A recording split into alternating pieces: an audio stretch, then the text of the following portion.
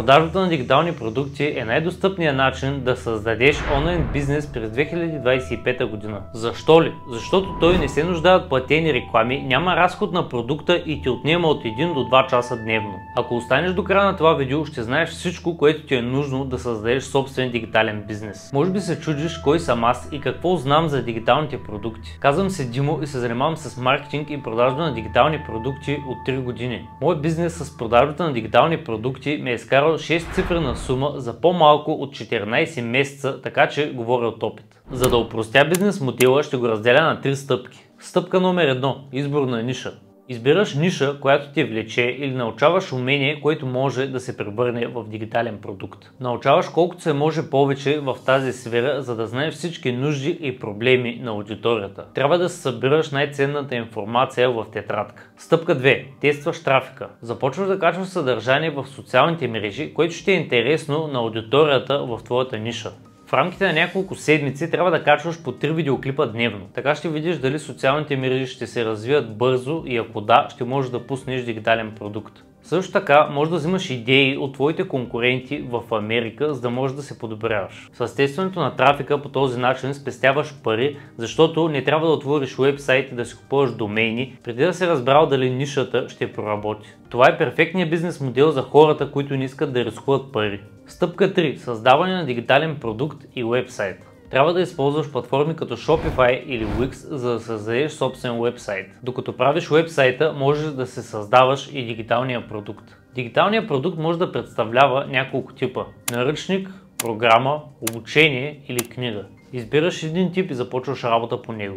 Когато си готов с твоя уебсайт, просто качваш продукта и пускаш сайта да е активен. След това трябва да слагаш Call to Action на края на твоите видеа, за да може хората да знаят, че продаваш дигитален продукт. Call to Action е съобщение, което е на края на видеоклипа, което казва на хората: това е нашия продукт, може да намерите линк в описанието. До тук разбра стъпките, които ще ти помогнат да стартираш. След като вече си стартирал бизнеса и той ти изкарва над 3000 лева месечно, можеш да започнеш две други неща, които ще ти помогнат да го развиеш. Първото е имейл маркетинг. Това е начин да продаваш повече на хората, които са си купили вече от теб. Защото да продадеш нещо на някого, на който вече си продал, е много по-лесно, отколкото да търсиш нови клиенти. Също има хора, които са се регистрирали в твоя уебсайт, но не са купили нищо. Ако искаш да правиш хубави имейл кампании, просто се запиши за имейл листите на твоите конкуренти и виж какви имейли изпращат те. Така ще имаш идеи за твой имейл маркетинг.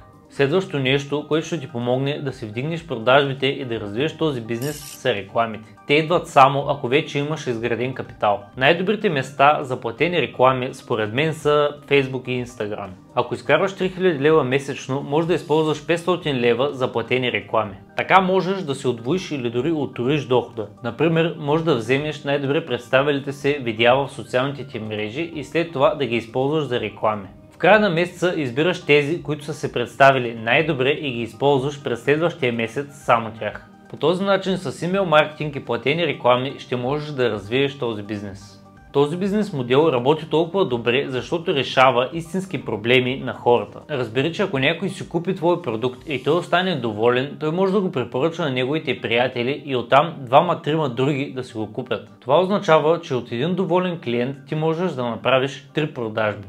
Хората винаги ще искат да живеят по-добър живот и ако ти можеш да им предоставиш информация, която да им помогне, те ще ти платят. Така че твой дигитален продукт трябва да решава проблем. Също така не ти трябва никакъв предишен опит или знания, за да стартираш. Това го прави още по-лесен бизнес модел. Сега можеш да вземеш тази информация и да се опиташ сам да постигнеш резултати или да се довериш на някой, който има опит в сферата. Ако искаш да се занимаваш професионално с този бизнес модел, разгледай моята програма "Успешен онлайн бизнес за 90 дни чрез продажбата на дигитални продукти". Линк за нея ще намериш в описанието на видеото. Благодаря ти, че изгледа това видео до края. Можеш да се абонираш, за да получаваш още стойностно съдържание.